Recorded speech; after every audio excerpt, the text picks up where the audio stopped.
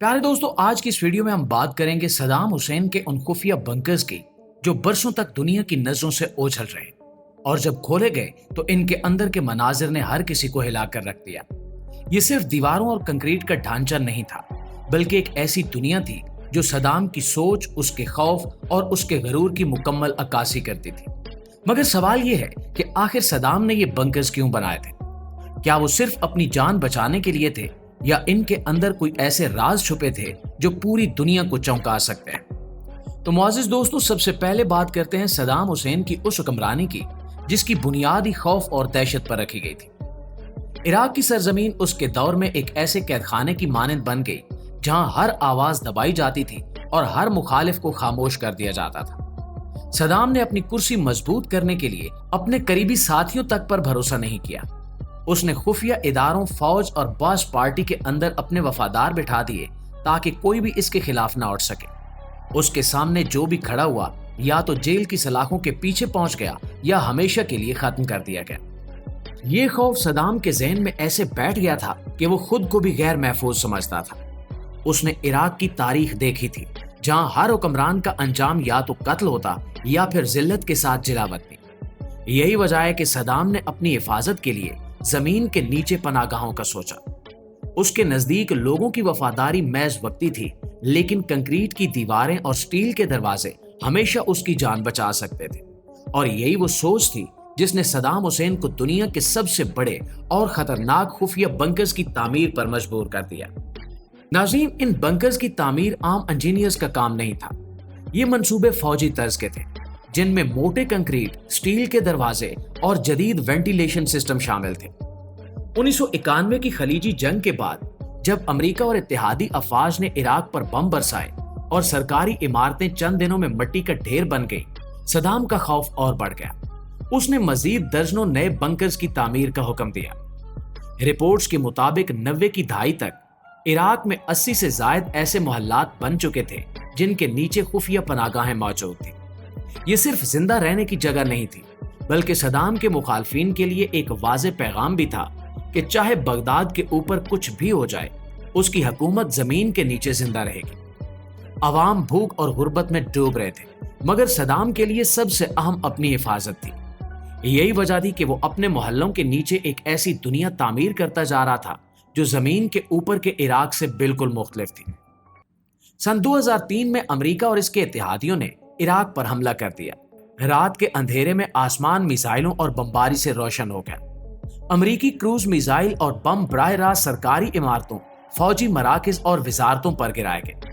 सिर्फ चंद दिनों में इराक की दिफाई ताकत बिखर गई और फौजी यूनिट एक एक करके हथियार डालने लगे। इस दौरान सदाम हुसैन बार बार सरकारी टीवी पर नजर आता। फौजी वर्दी पहनकर वो कौम को यकीन दिलाता कि हम दुश्मन को शिकस्त देंगे, लेकिन हकीकत ये थी कि दुश्मन पहले ही बगदाद के दरवाजे पर पहुंच चुका था। अप्रैल के शुरू में अमेरिकी टैंक बगदाद की सड़कों पर गश्त कर रहे थे और 9 अप्रैल को पूरी दुनिया ने टीवी पर देखा कि फिरदौस स्क्वायर में सदाम हुसैन का मुजस्मा गिरा दिया गया। वो मुजस्मा जो बरसों तक ताकत की अलामत समझा जाता था, अब जमीन पर पड़ा था और लोग उस पर जूते बरसा रहे थे। लेकिन सवाल यह था कि सदाम खुद कहां गया? क्या वो मारा गया या किसी दूसरे मुल्क भाग गया? जब अमेरिकी फौजियों ने उसके मोहल्लों की तलाशी शुरू की तो उन्हें मालूम हुआ कि असल राज सुनहरी हाल्स और चमकते फानूसों में नहीं, बल्कि इनके नीचे है। मोहल्लात के फर्शों के नीचे खुफिया रास्ते निकलते थे। छुपे हुए दरवाजे और सुरंगें फौजियों को एक ऐसी दुनिया की तरफ ले जा रहे थे जो जमीन के अंदर आबाद की गई थी। यहां फौजियों ने देखा कि सदाम ने अपनी हिफाजत के लिए किस कदर इंतजामात कर रखे थे। मोटे स्टील के दरवाजे, कई फुट मोटी दीवारें और हवा साफ करने वाले जदीद सिस्टम, ये सब इस बात का सबूत थे कि सदाम को अपनी बका के लिए अपनी ही आवाम से ज्यादा कंक्रीट और लोहे पर भरोसा था। दोस्तों, जब फौजी इन बंकर्स में दाखिल हुए तो इन्होंने बताया कि ये आम जेरे जमीन कमरे नहीं थे, बल्कि एक पूरी खुफिया सल्तनत थी जो सदाम ने अपने लिए बनाई थी। बंकर्स की दीवारें इस कदर मजबूत थीं कि आम बम या मिसाइल भी इन्हें नुकसान नहीं पहुंचा सकता था। कॉरिडोर्स इतने लंबे और अंधेरे थे कि लगता था कि जैसे ये खत्म ही नहीं होंगे। फौजियों ने बयान किया कि बंकरों के अंदर जदीद एयर फिल्ट्रेशन सिस्टम लगे हुए थे تاکہ اگر اوپر زمین پر کیمیائی یا حیاتیاتی حملہ ہو بھی جائے تو اندر موجود لوگ محفوظ رہیں۔ کچھ کمروں میں کنٹرول پینل اور مشینری لگی ہوئی تھی، جیسے یہ ایک چھپا ہوا کمانڈ سینٹر ہو۔ یہ سب دیکھ کر امریکی انجینئرز بھی حیران رہ گئے کہ ایک حکمران نے اپنی حفاظت کے لیے کس حد تک سوچ سکا تھا۔ لیکن دوستو، سب سے زیادہ چونکانے والی بات یہ تھی کہ کچھ حصے صرف فوجی استعمال کے لیے نہیں لگتے تھے۔ وہاں فرنیچر اور سہولتیں موجود تھیں، جیسے یہ کمزور لمحوں میں آرام کرنے کی جگہ بھی ہو۔ اس کے علاوہ فوجیوں نے بتایا کہ کچھ خفیہ کمروں میں ڈالرز کے بھرے بکسے، سونے کی سلاخیں اور قیمتی اشیاء رکھی ہوئی تھی۔ اوپر زمین پر عوام غربت اور بھوک سے لڑ رہے تھے، لیکن نیچے زمین کے اندر صدام اپنی دولت اور حفاظت جمع کرتا جا رہا تھا۔ یہ منظر دیکھ کر فوجیوں کو سمجھ آ گیا کہ یہ بنکر صرف ایک ڈکٹیٹر کے خوف کی علامت نہیں، بلکہ اس کے لالچ اور عیش و عشرت کا ثبوت ہے۔ اس کے علاوہ جب فوجیوں نے مزید اندرونی حصوں کی تلاشی لی تو وہ مناظر اور بھی زیادہ خوفناک نکلے۔ کچھ کمروں میں نہ کوئی فرنیچر تھا، نہ کوئی سجاوٹ، بلکہ وہ بالکل خالی، ٹھنڈے اور سنسان لگ رہے تھے۔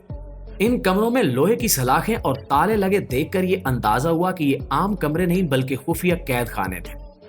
انسانی حقوق کی تنظیمیں پہلے ہی دعویٰ کرتی رہی تھی کہ صدام کے دور میں لوگوں کو خفیہ جیلوں میں بند کر کے ان پر تشدد کیا جاتا تھا۔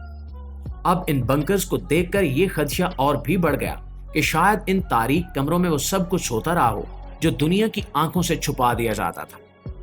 اس کے ساتھ ہی فوجیوں کو بڑے بڑے ہتھیاروں کے ذخیرے بھی ملے۔ کریٹس کے اندر AK-47 رائفلیں، گولہ بارود اور دھماکہ خیز مواد رکھا ہوا تھا۔ اتنی بڑی مقدار دیکھ کر یہ اندازہ ہوتا تھا کہ صدام نے طویل لڑائی کے لیے تیاری کر رکھی تھی۔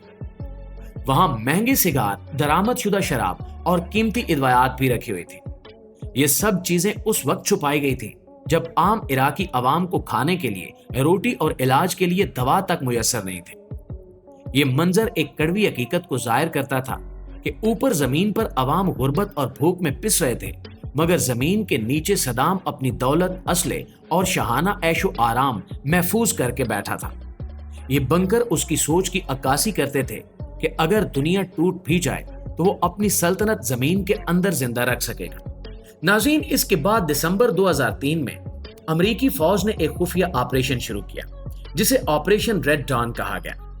یہ آپریشن صدام کے آبائی علاقے تک پہنچا جہاں یہ اطلاع ملی تھی کہ وہ اپنے وفادار ساتھیوں کے ساتھ چھپا ہوا ہے۔ فوج نے ایک فارم ہاؤس کا گھیراؤ کیا اور تلاشی شروع کی۔ پہلے تو گھر کے کمروں اور ارد گرد کے ڈھانچوں کی چھان بین ہوئی، لیکن صدام کہیں نظر نہیں آیا۔ پھر اچانک ایک فوجی کی نظر زمین پر پڑے ایک چھوٹے سے ڈھکے ہوئے سوراخ پر گئی۔ اوپر مٹی اور لکڑی رکھی ہوئی تھی تاکہ یہ عام کھیت کا حصہ لگے۔ جب اسے ہٹایا گیا تو اندر ایک تنگ گڑھا نظر آیا۔ یہ سوراخ صرف 6 سے 8 فٹ لمبا اور 3 فٹ چوڑا تھا۔ اس کے اندر ایک پنکھا اور ایک باریک پائپ لگا ہوا تھا تاکہ ہوا اندر جا سکے۔ جب فوجیوں نے اندر جھانکا تو وہاں وہ شخص بیٹھا تھا جو کبھی عراق کا عامر یعنی حکمران تھا۔